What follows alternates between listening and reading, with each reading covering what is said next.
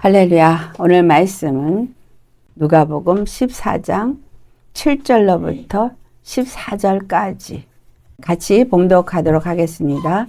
청함을 받은 사람들이 높은 자리 택함을 보시고 그들에게 비유로 말씀하여 이르시되 내가 누구에게나 혼인잔치에 청함을 받았을 때에 높은 자리에 앉지 말라. 그렇지 않으면 너보다 더 높은 사람이 청함을 받은 경우에 너와 그를 청한 자가 와서 너더러 이 사람에게 자리를 내주라 하리니 그때에 내가 부끄러워 끝자리로 가게 되리라. 청함을 받았을 때에 차라리 가서 끝자리에 앉으라. 그러면 너를 청한 자가 와서 너더러 벗시어 올라 앉으라 하려니 그때에야 함께 앉은 모든 사람 앞에서 영광이 있으리라. 무릇 자기를 높이는 자는 낮아지고 자기를 낮추는 자는 높아지리라. 또 자기를 청한 자에게 이르시되 내가 점심이나 저녁이나 베풀거든 벗이나 형제나 친척이나 부한 이웃을 청하지 말라. 들었건대 그 사람들이 너를 도로 청하여 내게 가품이 될까 하노라.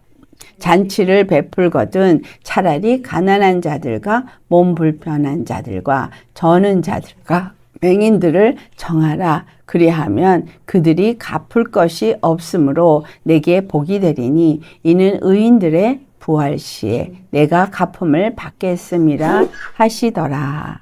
아멘.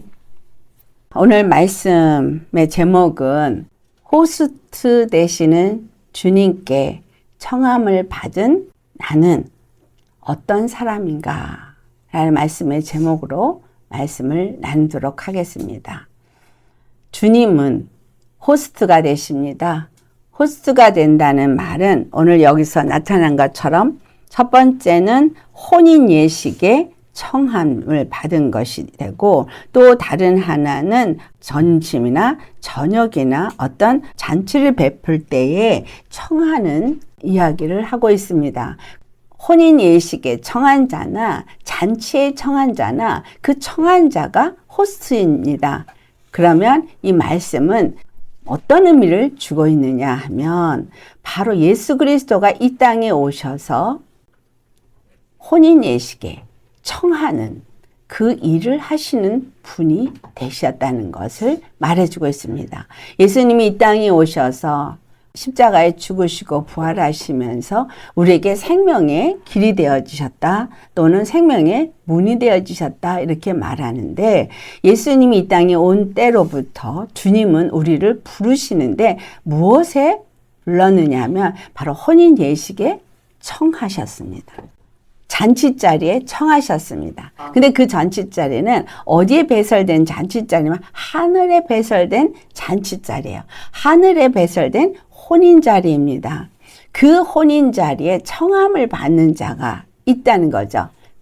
혼인예식이든 잔치자리든 이 두 가지를 말씀하시면서 우리에게 말하고 싶은 것은 이렇게 청함을 받았을 때에 하나님이 예수 그리스도로 말미암아 혼인 예식을 치르는 자리에 청함을 받았을 때 또 하나님이 우리에게 잔치자리를 배설하고 우리를 청하여서 청함을 받았을 때 나는 호스트 되시는 주님 앞에서 어떤 자인가 라는 거죠. 예수님 안에서 청함을 받으셨습니다. 내가 택함을 받았고 내가 예수님을 믿는 자가 됐고 예수님을 알아서 예수님과 만남의 자리로 나아간 것이 바로 청함을 받은 것입니다. 근데 이 청함을 받은 것에 예수님께서 지금 이 7절로부터 14절에 있는 말씀을 통해서 우리에게 가르쳐주고자 하는 것은 어떤 걸 가르쳐주느냐는 거죠. 혼인 예식의 잔치자리의 마지막 부분에 또 청함을 받은 그 잔치자리에서 어떤 것들이 우리에게 중요한 것인 것을 말씀해 주는데 이 말씀은 곧 청함을 받은 자들이 어떤 마음가짐으로 또 어떤 사람이 되었을 때에 바로 그 잔치자리에 합당한 자가 되느냐라는 것을 말해주고 있다는 거예요. 여러분 우리의 호스 되시는 주님이 그분이 베푸신 혼인 예식 그 잔치 자리에 여러분을 초청을 했는데 거기에 합당한 자가 되어지기를 원하십니까? 진실로 합당한 자가 되어야 되는데 합당한 자가 되어지는 것에 대해서 어떤 지침을 지금 오늘 본문을 통해서 주고 계십니다. 우리의 목적은 예수님과 혼인 예식에 참여하는 거예요. 이 혼인 예식의 첫 번째는 무엇을 말하냐면 청함을 받은 자들이 자리에 앉는 것에 대해서 말을 하고 있고, 두 번째는 청한 자들에게 말하는 것이 있습니다. 그래서 이 말씀이 한마디로 말하면 무엇을 말하냐면 고린도후서 5장 9절에서부터 10절의 말씀을 보면 그것을 잘 정리해 주고 있습니다. 우리 다 같이 봉독하시겠습니다. 그런즉 우리는 몸으로 있든지 떠나든지 주를 기쁘시게 하는 자가 되기를 힘쓰노라. 이는 우리가 다 반드시 그리스도의 심판대 앞에 나타나게 되어 각각 선악간에 그 몸으로 행한 것을 따라 받으려 함이라. 사도 바울의 입을 통해서 우리가 몸에 있든지 아니면 떠나든지 사나 죽으나 주님을 기쁘시게 하는 자가 되기를 힘쓴다라고 말하고 있습니다. 이 땅에 사는 이유가 무엇인지 사도 바울은 정확하게 알고 있습니다. 그것은 어떤 것을 말하고 있어요? 이 땅에 내가 어떤 삶을 살든 그 삶의 마무리를 지을 때 반드시 그리스도의 심판대 앞에 서게 된다라는 말을 해요. 그리고 이 땅에서 우리가 선악간에 행한 모든 것들을 다 하나님께서 거기에 따라서 갚아 주신다. 그냥 내가 태어났으니까, 그냥 내가 살고, 또 어떻게 하다가 예수님을 믿었으니까 그냥 믿은 대로 그냥 살다 가는 것이 아니라 하나님은 우리가 이 땅에 사는 동안에 우리의 언행심사 모든 일거수일투족을 보시고 그것에 대해서 갚아 주신다는 거예요. 갚아 주신다는 의미에서는 하나님은 심판하기를 원하시고 야단치기를 원하시는 분으로 잘못 받아들이는데 그 이유는 뭐냐 하면 그만큼 우리 자신이 떳떳하지 않기 때문이에요. 하지만 갚아주신다는 하나님의 그 엄밀한 뜻은 무엇이냐면 그것은 우리에게 상 주시기를 원하신다는 거예요. 구원하기를 원하신다는 거예요. 하나님이 이 땅에 있는 모든 자들을 초대를 했어요. 혼인잔치에 초대를 했어요. 잔치자리에 초대를 했어요. 근데 초대를 응하느냐 응하지 않느냐는 각자 자기에게 주어진 몫입니다. 주님은 온 땅에 있는 모든 자들을 초청했습니다. 모든 자들을 초청했는데 그 초청한 거에 첫 번째는 유대인을 초청했죠. 그 다음에 이방인들을 초청했습니다. 그 모든 초청의 의도는 그들에게 영생을 주고자 하심입니다. 너희가 선악간에 행한 대로 갚아주리라는 이 말씀의 의미는 하나님이 초청하고 초대한 호스트 되시는 주님이 주고자 하시는 것을 얼만큼 귀하게 값지게 그것을 받아들이고 그것에 응답했느냐, 내가 거기에 참여했느냐, 그것을 감사와 기쁨으로 받았느냐 안 받았느냐. 그래서 이 땅에 사는 동안에 살든지 죽든지 주를 기쁘시게 하기를 원한다라고 그것을 기쁘시게 하기 위해서 힘쓴다고 말한 사도 바울처럼 정말 우리의 삶은 사나 죽으나 주님을 기쁘시게 하는 일에 힘써야 됩니다. 왜? 그 주님을 기쁘시게 하는 일에 힘쓰는 이것이 곧 내가 하나님의 그 주시는 상인 영생에 이르느냐 이르지 아니하느냐의 결정이 이루어지기 때문인 거예요. 그분은 우리에게 영생을 주기를 원하세요. 영멸을 주기 원하지 않으십니다. 그래서 오늘 주시는 말씀도 혼인 예식에 우리가 초대를 받았어요. 초대를 받았는데 초대를 받은 우리의 자세가 어떠해야 되느냐를 말씀해 주시는 이 말씀을 볼 때 너희가 높은 자리에 가서 앉지 마라 라고 말씀하세요. 높은 자리에 앉지 마라. 이 말의 의미는 이 사람은 어떤 상태였다는 걸 말하고 있어요. 내가 이 자리에 앉기에 합당하다고 스스로 생각했다는 거죠. 그러니까 뭐죠? 내가 이 사람하고 친분이 이 정도 깊어. 나는 이 사람에게 이 정도의 대우를 받을 만한 사람이야. 라고 스스로 생각했다는 거예요.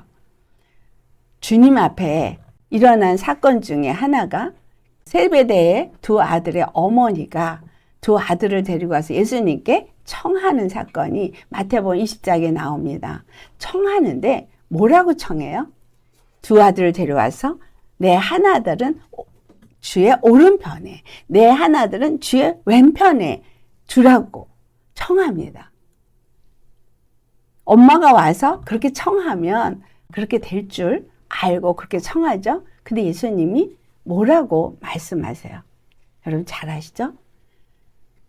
그 자리는 내가 주는 것이 아니라 아버지께서 준비하신 자에게 주신다. 그러면 이 말씀을 잘못 해석하면 아버지가 너는 이 자리, 너는 이 자리, 너는 이 자리 다 자석을 지정을 해서 아무리 노력을 해도 나는 더 높은 자리에 올라갈 수 없다라고 생각할 수 있습니다. 그런데 주님이 무슨 말씀하셨어요? 작은 일에 충성한 자에게 더 큰 일도 맡기리라 그랬어요.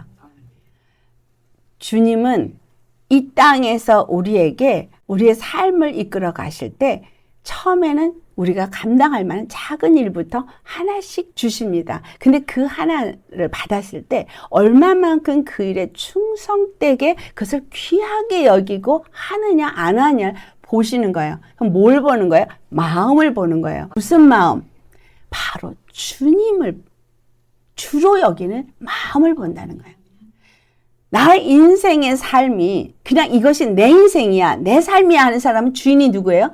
내가 주인이에요. 하지만 나에게 준 이 인생이 나는 몰랐었는데 예수님을 믿고 나서부터 시작해서 나의 주인은 하나님이시구나. 나의 구원은 하나님께로부터 오는 거구나.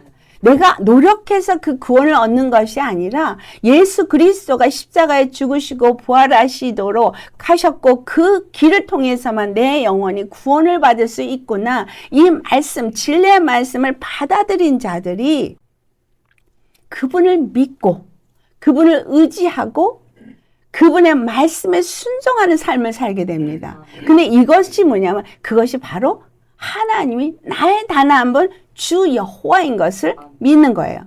그분만이 나의 단 한 분 구원이신 걸 믿는 거예요. 그걸 믿기 때문에 그분의 말씀에 우리는 절대 순종하게 되는 거예요. 그분의 말씀에 절대 순종하는 자들이 기도와 말씀으로 주님과의 교제 관계를 갖게 됩니다. 오늘 이 혼인 예식 잔치에 초대받은 사람들은 우리 모두가 되겠죠. 모두가 되겠지만 주님은 지금 뭘 말씀하세요? 낮은 자리에 앉을 걸 말하고 있잖아요. 우리 신앙생활 하시는 많은 분들이 높은 자리를 올라가길 원해요.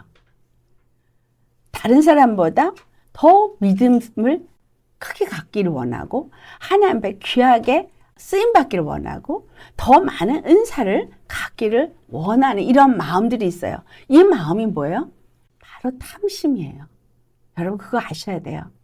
영적인 은사가 있는 교회일수록 그 사람들의 굉장한 영적인 그 탐심이 강합니다. 그리고 또한 그 영적인 교만이 아주 뛰어납니다. 예수님은 우리에게 이것의 본을 보이신 것이 바로 빌립보서 2장 8절로부터 나와요.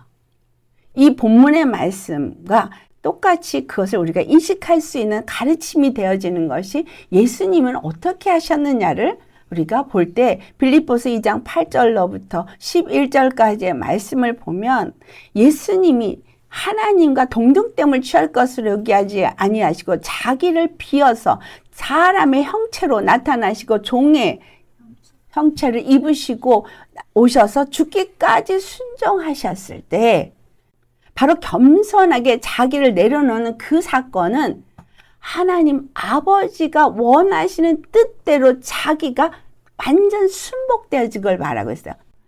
절대 복종한 걸 말하고 있어요. 예수님이 이 땅에 오신 이유는 아버지의 뜻을 이루기 위한 것이고 그 아버지의 뜻을 이루는 일에 자기가 없었던 것.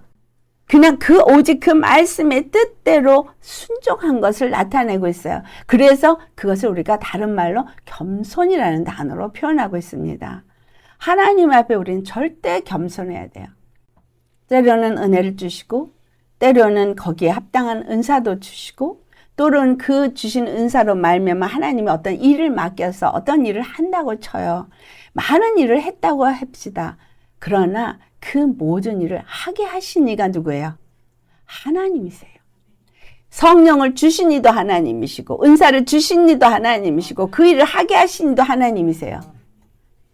모든 것을 누가 주신 거? 하나님이 주신 거예요. 그러면 내 능으로 내 힘으로 된 거예요? 내 뜻으로 된 거예요? 아니에요. 내 뜻도 아니고 내 힘도 아니고 내 능도 아니에요. 하나님이 그냥 값없이 주신 은혜예요. 오늘 내가 초대를 받은 것도 하나님이 값없이 주신 은혜예요. 내가 오늘 예수님을 믿게 된 것도 값없이 주신 은혜예요. 내가 오늘 예수님을 찬양하는 것도 은혜예요. 또 하나님의 그 기름 부음 안에서 기도할 수 있는 것도 은혜예요. 말씀을 깨닫는 것도 은혜예요. 믿음의 길을 가며 순종할 수 있는 것도 은혜예요. 아무것도 하나님의 은혜를 떠나서 우리에게 받은 것은 없습니다. 모든 것이 하나님의 은혜입니다. 그 은혜가 하나님께로부터 온 것이고 나는 그 은혜를 받았으므로 이 모든 것을 하고 있다고 하면 교만해질 수 있겠어요? 할 수 없죠. 기억하라는 거예요. 내가 무엇을 했던, 얼마만큼 하나님과 교제가 깊었던, 얼마만큼 하나님이 기뻐하시는 많은 일을 했든 사도 바울이 한 것처럼 아니면 베드로가 한 것처럼 사도 요한이 한 것처럼 우리가 어마어마한 일을 했다 할지라도 그것을 할 수 있게 하신 이는 하나님이신 거예요. 이것이 우리의 믿음의 핵심이 되어야 합니다. 주 여호와 그 하나님이 나에게 모든 것을 주셨기 때문에 나는 할 뿐입니다. 모든 것이 주께로 말미암아 나이다. 모든 것을 주께서 내게 행하게 하셨으므로 내가 행했을 뿐이니이다. 내가 잘한 것은 없습니다. 그러면 이 혼인잔치 자리에 주인하고 호스트인 주님과 아주 긴밀하게 그리고 많은 일을 했을 때 나는 이 정도 자리에 앉을 수 있어 라고 높은 자리에 올라가겠어요? 아니면 낮은 자리에 있겠어요? 우리 심령을 좀 잘 살펴보세요. 주님이 나에게 은혜를 주셨기에 나는 다만 그 은혜를 입었을 뿐이니이다 라고 생각하면 그냥 감사한 마음으로 낮은 자리에 앉을 거예요. 감사함으로 낮은 자리에 앉는 사람, 이 사람을 겸손한 사람이라고 그랬죠. 야고보서 4장 6절에 야고보 사도를 통해서 하신 말씀이 하나님은 교만한 자를 멸망시키시고 겸손한 자에게 은혜를 더욱 베푸신다라고 말하고 있거든요. 그래서 매일 믿음의 시간 속에서 믿음의 행보를 하는 우리들의 걸음걸음은 갈수록 더 깊은 은혜 속에서 갈수록 더 많은 은사 속에서 갈수록 더 많은 능력을 받은 자로서 더 많은 일을 하게 돼 있어요. 그런데 벼가 익으면 고개를 속인다고 하는 것처럼 더 많은 생명의 역사가 은혜가 내게 넘칠수록 그 나의 나된 것이 하나님의 은혜라고 고백한 사도 요한처럼 더 겸손해지는 거죠. 내가 사도보다 더 많은 일을 하였다 할지라도 이것은 내게 주신 하나님의 은혜로다 고백한 것처럼 우리는 그렇게 겸손한 자가 되어야 되는 거야. 예수님이 그렇게 겸손하셔서 어디까지 가셨어요? 십자가를 지는 데까지 가셔요. 죽는 데 자리에까지 가셨어요. 그로 인해서 하나님이 그를 높이셨다. 어디까지 가니까? 아버지의 뜻을 완전히 이루실 때까지 가니까 그 사명을 완수하는 자리까지 가니까 그를 높이셨다는 거예요. 마지막 때 내가 이 땅에서 행한 대로 갚아주신다는 얘기는 순종하라는 얘기예요. 내가 반드시 네가 나의 말에 순종하며 그 모든 일을 마칠 때 나는 반드시 너를 높이겠다는 얘기예요. 하나님은 저와 여러분을 높이길 원하십니다. 가장 높은 자리에 앉히길 원하십니다. 와가지고 내 자식을 오른편에 내 왼편에 두세요. 아니면 나를 주님의 오른편에 있게 해주세요. 라고 구한다고 해서 그 자리가 된 것이 아니라 아버지께서 그를 위해서 준비하시리라. 아버지께서 판단하시는 거예요. 거기에 합당하게 앉을 만한 자에게 그 자리를 주신다는 얘기예요. 죽기까지 순종하셨음에 그를 높일 때 어느 정도 높였어요? 하늘과 땅과 땅 아래에 있는 모든 이름 위에 뛰어난 이름을 주셨고 모든 권세를 다 그 발 아래 무릎 꿇게 하시고 만왕의 만주가 되셔서 만물을 다스리는 권세가 그에게 주어짐으로 모든 입술이 그를 주라 신하게 하는 가장 높은 자리에 앉으신 거예요. 이걸 통해서 우리는 매일 주님 앞에서 내가 얼마만큼 주님을 주로 섬기는 자인가? 그분의 은혜 안에서 모든 것이 은혜라고 여기면서 내가 겸손한 심령이 되어 있는가를 돌아보아야 한다는 것을 여기서 지금 말씀해 주고 있어요. 너보다 더 겸손히 순종해서 이 높은 자리를 하나님 아버지께서 준비하신 자리가 있다면 네가 그 자리에 앉으면 내려가라고 할 거 아니겠느냐는 거예요. 그렇지만 네가 아예 나는 주님이 주신 은혜로 했을 뿐 나는 아무것도 한 것이 없습니다. 초대받은 것만이 감사할 뿐입니다. 이 초대받은 것만이 감사해서 그 앞에 그냥 늘 겸손한 심령이라면 와서 그대여 왜 이 자리에 앉아 있느냐? 너는 자, 이 위로 앉으라 라고 말씀하신다는 거예요. 마태복음 25장에 어떤 말이 기록되어져 있느냐 하면 어떤 임금이 와서 얘기한 것들이 있습니다. 와서 내 오른편에 앉으라. 그러니까는 네가 참 잘하였도다. 상 주면서 오른편에 앉는 비유를 말씀하시죠. 그때 양과 염소를 나누는 사건을 얘기하면서 양이 앉는 자리와 염소가 처하는 자리를 말씀하실 때 뭐라 그러죠?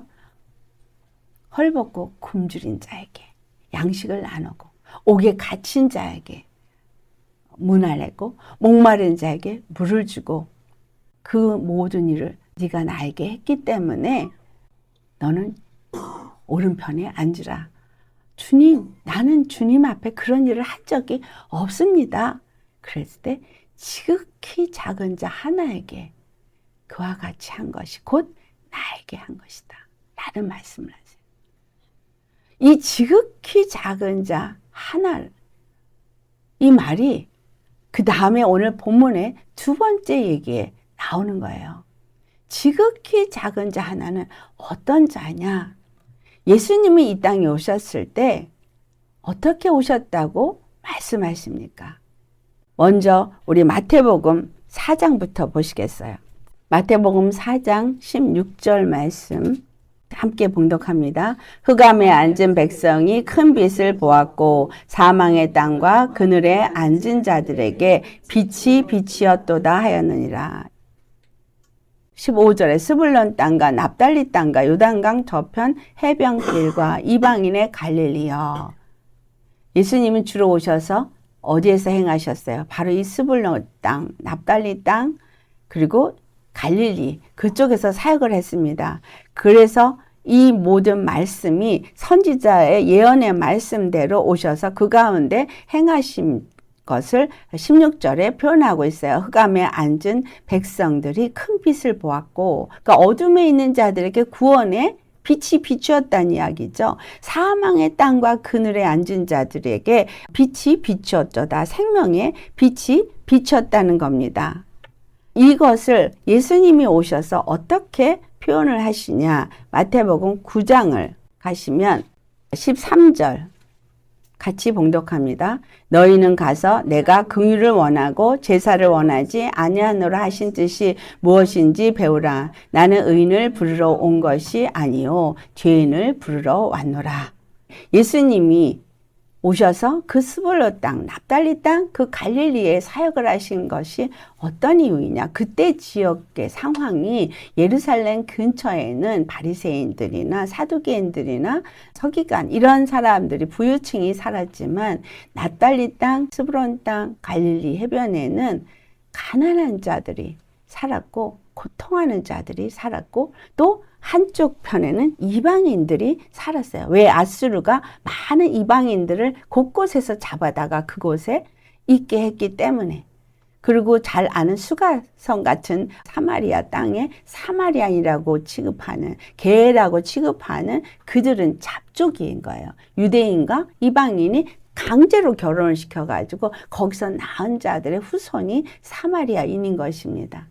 그렇기 때문에 그들은 저 예루살렘에 가서 하나님을 맘 놓고 예배드릴 수 있는 자격이 주어지지 않은 자기들은 죄인이라고 생각했고, 그리고 그들 바리새인들이나 서기관들 역시도 그들을 죄인으로 취급했을 때입니다. 그때 예수님을 오셔서 그들에게 나아가서 일을 하시는데, 이 13절 말씀에 킹제임스가 번역한 것에는 어떤 단어가 있냐면 굉장히 중요한 단어 하나가 더 있는데 그게 빠졌습니다. 그것은 바로 회개예요. 죄인들이 회개하게 하기 위해서 오셨다는 거예요. 그들을 부르러 왔는데, 그들이 어떤 자들을 부르러 왔느냐 하면 그들이 죄인들이 회개하도록 하기 위해서 오셨다. 죄인을 부르러 왔다와 죄인이 회개하도록 부르러 왔다는 것은 차이가 있습니다. 회개는 우리 잘 아듯이 방향을 전환하다죠. 그렇죠? 내가 나아가던 모든 생각의 방향 또는 어떤 생활의 방향, 습관의 방향, 이 모든 죄성에서 온 그 방향들을 예수님을 영접하면서 회개를 했을 때는 돌이킨다는 거죠. 돌이켜 회개함으로 죄사함을 받는다고 한 것처럼 죄인들이 다 예수님을 부르러 왔을 때 그 청함을 듣고 부르심을 받고 나올 때 회개하고 돌이켜서 예수 그리스도 안에서 예수님을 주로 섬기는 자가 되어질 때 그 의미를 말하고 있습니다. 그래서 혼인예식의 청함을 받은 것을 말하되 그 15절에도 그런 얘기가 있어요.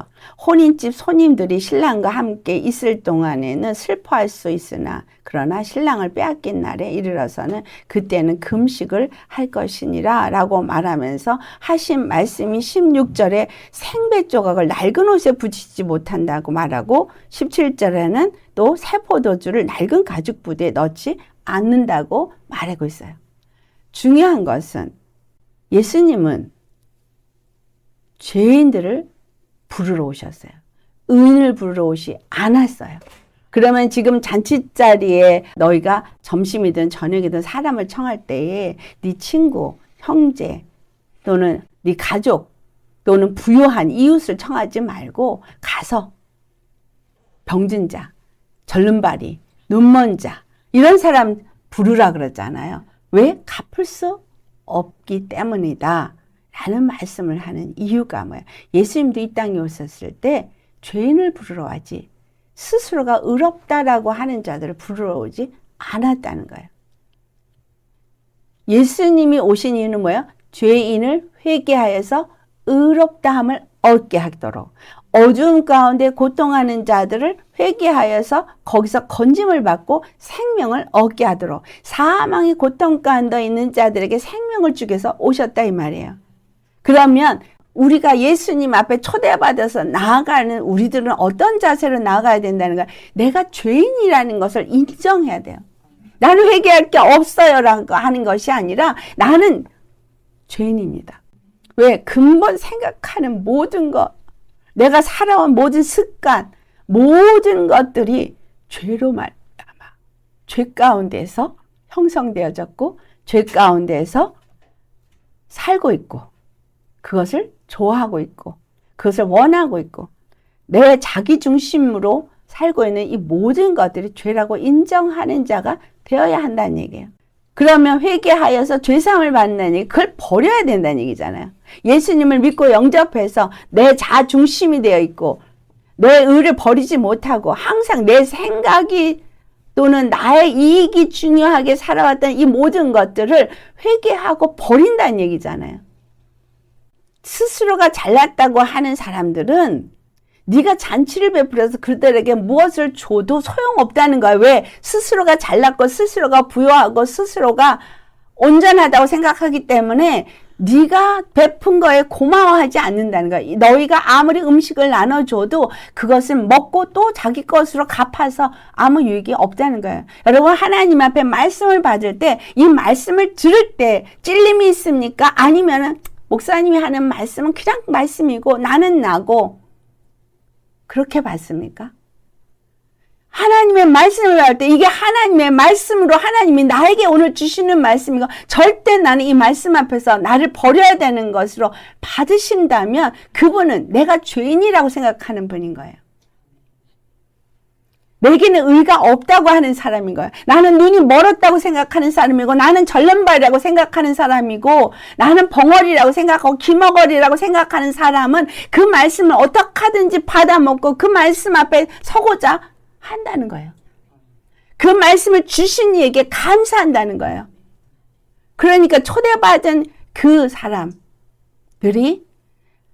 이 음식을 주셔서 감사합니다. 할 수 있는 그런 사람을 부르라는 거예요.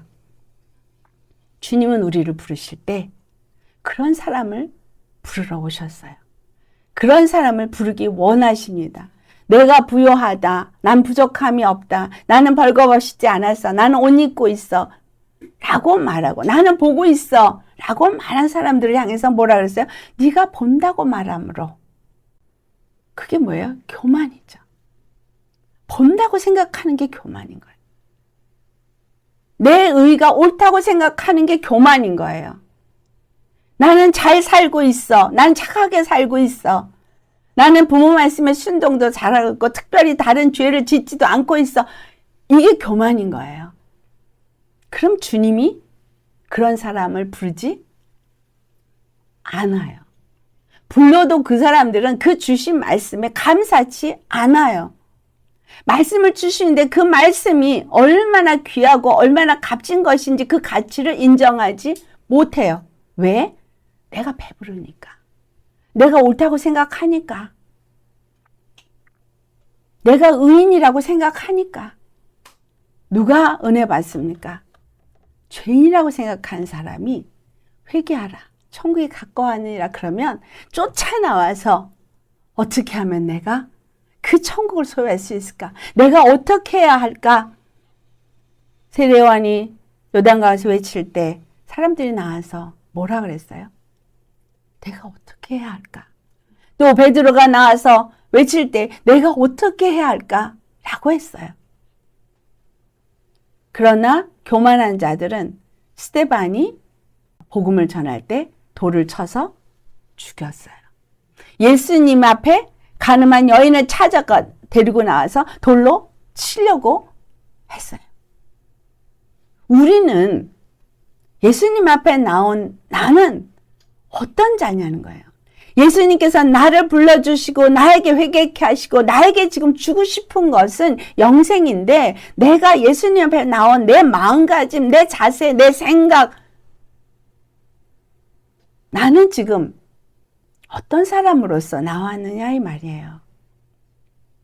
신앙생활 잘했기 때문에 높은 자리가 나는 필요해. 거기에 앉을만 해 라고 스스로 산 줄로 생각하십니까? 주님의 말씀을 받아주는 잔치자리에 초대받았을 때 나 이미 알고 있어. 나 이미 깨달은 거야. 라고 했습니까? 아니면 그 말씀이 그러한가 해서 그 말씀이 너무 귀하고 너무 값지고 너무 감사해서 정말 주님 앞에 갚을 길이 없어서 도무지 갚을 길이 없는 너무나 큰 은혜와 사랑 때문에 주여 나는 죄인으로서이다. 어찌 나에게 이와 같은 은혜를 주십니까? 내가 갚을 길이 없습니다. 라고 생각하는 사람입니까? 예수님은 그런 사람을 부르러 오셨어요. 우리가 예수님 앞에 어떤 마음으로 나오나는 거죠. 예배를 드리러 올 때 그냥 예배를 드리러 온 것이냐, 아니면 주님이 주시는 말씀을 정말 이 초대받은 이 자리가 너무 감사해서 너무 떨리는 마음으로 나 같은 자가 이 자리에 나와서 하나님의 말씀을 듣고 영생에 이르는 소망을 주시는 이 자리를 허락하심이 너무 감사하다는 마음으로 오셨습니까? 그래서 온 마음으로 주 앞에 찬양하시고, 그리고 주시는 그 말씀에 감사함으로 주님 앞에 있습니까? 아니면 나는 생각해 보니까 별로 잘못한 게 없는 것 같아. 나는 이렇게 잘 살았어 라고 생각하십니까? 우리는 근본이 뼛속까지 죄인입니다. 그래서 하나님 앞에 의롭다 할 게 없습니다. 그래서 주님 앞에 나올 때는 정말 가장 낮은 자리에 나아갈 수 있는 겸손한 심령이 되어야 합니다. 말씀을 받게 사모함으로, 하나님이 오늘은 무슨 말씀을 준비해서 나에게 또 맛있는 음식을 주실까? 그것이 나에게 영생에 이르는 생명의 떡인데 나는 이 말씀을 잘 먹어야지 하면서 그렇게 정말 간절한 은혜를 사모하는 마음으로 나오셨냐는 거예요. 그리고 그 말씀 한마디 한마디가 나에게 영생을 주기 위해서 주시는 은혜의 말씀, 생명의 말씀, 정말 갚을 게 없는 그 은혜와 사랑을 깨닫는 말씀으로 가슴의 감격으로 이것이 받아지고 있느냐라는 거예요. 무엇을 위해서 예배 전에 준비 기도를 하십니까? 무엇을 위해서? 예수님을 만나지 못하면 정말 성전 뜰만 밟고 가는 자일 뿐인 거예요. 예수님을 만나지 못한 많은 사람들이 성경에 기록되어져 있습니다. 많은 이적과 표적을 행한 것이 무슨 의미인지를 깨닫지 못했어요. 소자를 돌아보지 않는 자들을 향해서 하신 말씀이 그잖아요. 마태복음 25장 우리 40절 한번 보시겠어요? 찾으셨으면 같이 봉독합니다. 임금이 대답하여 이르시되 내가 진실로 너에게 이르노니 너희가 여기 내 형제 중에 지극히 작은 자 하나에게 한 것이 곧 내게 한 것이니라 하시고, 그 같은 말씀을 45절에도 하죠. 이 지극히 작은 자 하나에게 하지 아니한 것이 곧 내게 하지 아니한 것이니라. 주님은 우리에게 가르쳐주고 싶은 게 뭐예요? 예수님이 이 땅에 오신 건 죄인이 회개하고 영생에 이르게 하는 거. 그러면 오늘 내가 죄인의 자리에 있을 때 회개하게 되고 예수님을 주로 영접해서 영생에 이르게 되고, 또 내가 다른 영혼들의 허물과 그 잘못된 것들을 볼 때에 그들 영혼에게 물 한 컵이라도, 고통하는 자에게, 배고픈 자에게 정말 떡 하나라도 나누어 줄 수 있는 그 영혼이 죄에서 구원을 받고 영생에 이르게 하는 일에 내가 쓰임받는 이 자체가 하나님께 하는 일이라는 거예요. 왜? 하나님의 뜻이니까. 하나님이 원하시는 거니까. 그걸 위해서 예수님이 십자가를 지셨으니까. 오늘 교회에게 그 일을 주셨으니까. 그것이 사명으로 우리에게 주어졌으니까. 그런데 서로 물고 뜯고 죽이게 피 흘리게 하면 그는 영멸에 떨어지는 거예요. 그들은 영멸에, 의인들은 영생에 들어가리라고 말씀했어요. 내 옆에 있는 자들은 죄인이에요. 여러분, 죄인이에요. 그들에겐 의를 기대할 수가 없습니다. 우리가 예수님 앞에 나올 때도 처음부터 죄인이었어요. 하나님 우리에게 의를 기대하지 않습니다. 뭔가 내가 의로움을 하나님 앞에 보이려고 하십니까? 보일 수 있는 것은 없습니다. 하나님 우리에게 어떤 의를 보이라고 하지 않아요.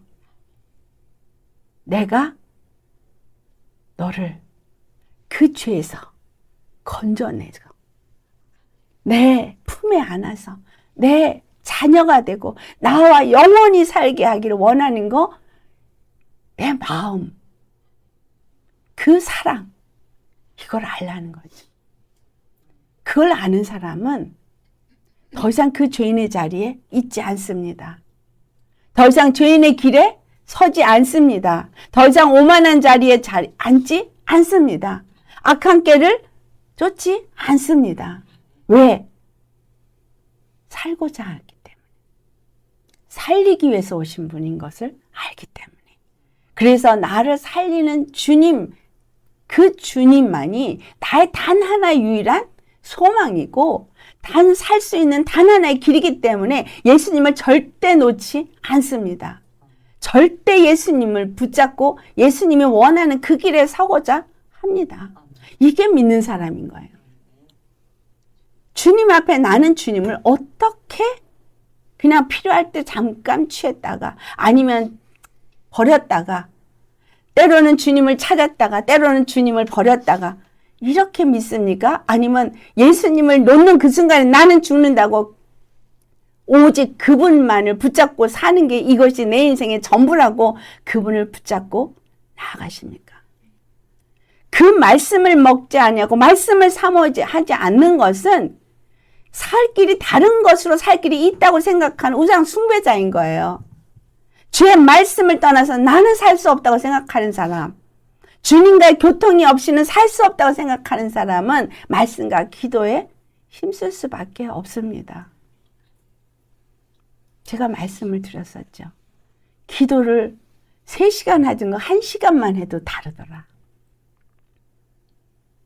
다르더라는 거예요. 악한 게 그만큼 치고 들어와요. 말씀이 나를 늘 생각과 마음을 지배하지 않으면 금방 죄성의 생각이 나를 치고 들어옵니다.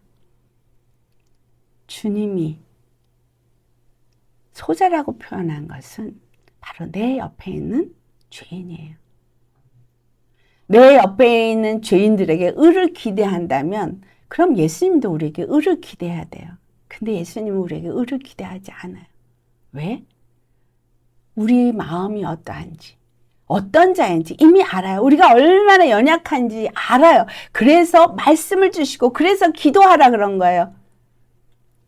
도와주시기 위해서, 생명을 주시기 위해서, 주님께서 악에 빠지지 않게 하기 위해서, 죄에 넘어지지 않게 하기 위해서 말씀과 기도의 삶을 살지 않으면 금방 죄에 빠지기 때문에, 금방 교만해지기 때문에, 금방 내가 뭔가를 한 줄로 착각하고 있기 때문에 주님은 우리가 우리의 노력으로 뭘 한 것을 원하지도 않고 받지도 않으십니다. 그래서 찬양을 드리는 찬양도 피의 찬양이어야 돼요. 나는 죽고 오직 성령의 인도함을 따라서 주님이 하게 하시는 직분으로 내가 이 일을 한다는 믿음으로 드리는 것이 아니면 받지 않으셔요.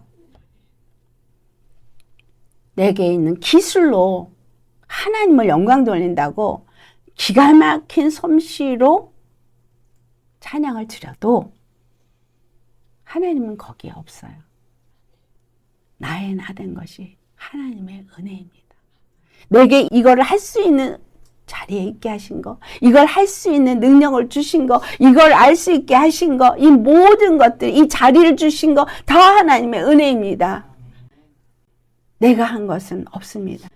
그렇기 때문에 이 순간에도 하나님 나에게 주신 이 자리, 나에게 주신 이 순간에 나에게 주신 이 일을 내가 잘 감당하도록 성령님 오셔서 나를 인도하여 주시옵소서. 기도하게 되는 거지. 그리고는 내가 잘했죠? 나 이만큼 했잖아요가 아니라 할 수 있게 해주셔서 감사합니다. 아멘. 주님이 다 하셨습니다.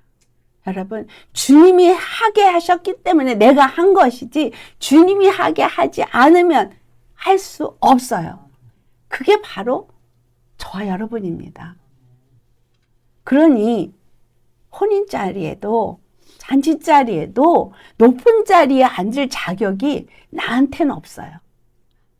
그분이 준비한 자리에 나를 인도하셔서 여기 앉아. 내가 너를 위해서 이 자리를 준비했어. 라고 하면 그때 그 자리에 가는 것이 그게 축복인 거예요. 옆에 있는 자들이 볼 때, 와, 저 사람은 내가 볼 때 정말 하찮게 봤는데 주께서 저 높은 자리에 앉히시네. 이런 거 받고 싶지 않으세요?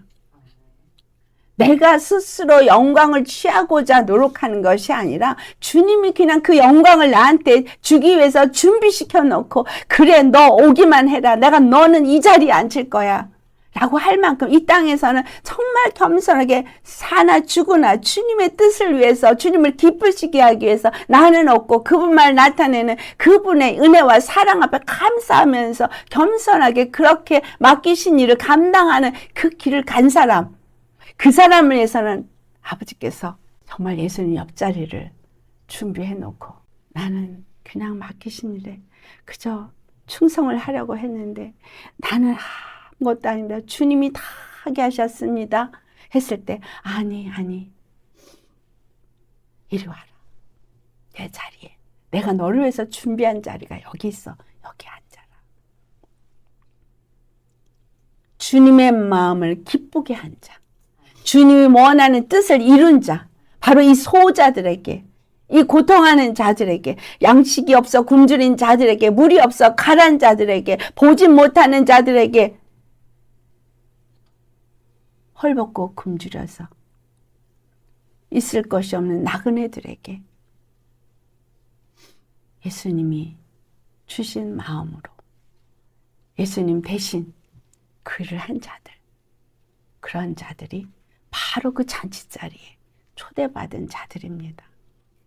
여러분, 정말 내가 예수님을 믿는다, 안다, 주님을 기쁘시게 한다 할 때 뭔가 열심히 뭔가를 하려고 하는, 그리고 때로는 뭔가 내가 좀 부족했나?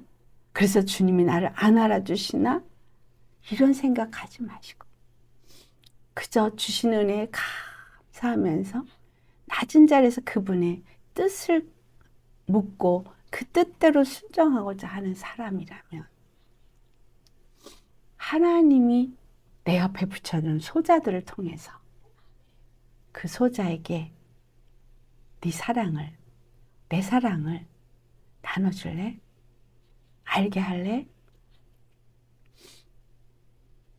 너는 나의 대사가 돼서 나의 권세를 가지고 저 어둠에 있는 자를 건져줄래?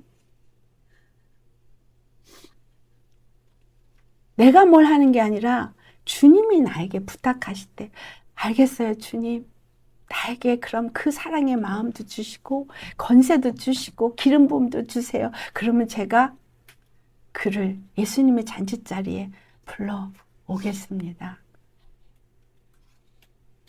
그래? 당연히 주지. 내가 주지. 내가 하는 게 아니에요. 주님이 나를 통해서 일하고 싶어 하세요. 주님이 나를 통해서 그 일을 잘 감당할 때 그 영광을 주기를 원하셔요. 그래서 나에게 어떤 직분을 주신 건 그 영광을 주고 싶으셔서 일을 맡기시는 거예요. 나 대신 이거 해줄래? 라고 할 때 주님, 그럴게요. 그럴게요. 난 할 수 없지만 할게요. 주님 기뻐하시는 일 나는 그거 할게요. 그런 사람 주님은 들어 사용하십니다. 이 시대에 그런 사람 찾고 계십니다. 뭘 했네 하는 자가 아니라 주님의 마음을 기쁘시게 하기 위해서 주님 내가 무엇을 할까요? 네 옆에 소자를 돌아봐라. 정말 우리 예수님 앞에 나는 어떤 사람입니까? 그분은 호스트예요. 초대자예요. 그분이 어떤 자를 초대하는지, 그분이 어떤 자리를 준비해놨든 그건 그분 뜻대로예요. 내가 가고 싶다고 그 자리를 가는 게 아니라 내가 어떤 삶을 살았느냐에 따라서 그 이 땅에서 행한 대로 갚아 주십니다. 여러분, 주님의 은혜가 감사하십니까? 그 은혜가 정말 귀하다고 느끼십니까? 그 은혜가 너무 귀한 것은 정말 나는 할 수 없는데, 나는 얻을 수 없는데, 이 얻을 수 없는 걸 그냥 주셨다는 거에 감사할 수 있으셔야 돼요. 우리 주님은 그런 사람을 찾으십니다. 우리 모두 그런 저희와 여러분 되시기를 예수의 이름으로 축원합니다. 아멘. 기도하시겠습니다.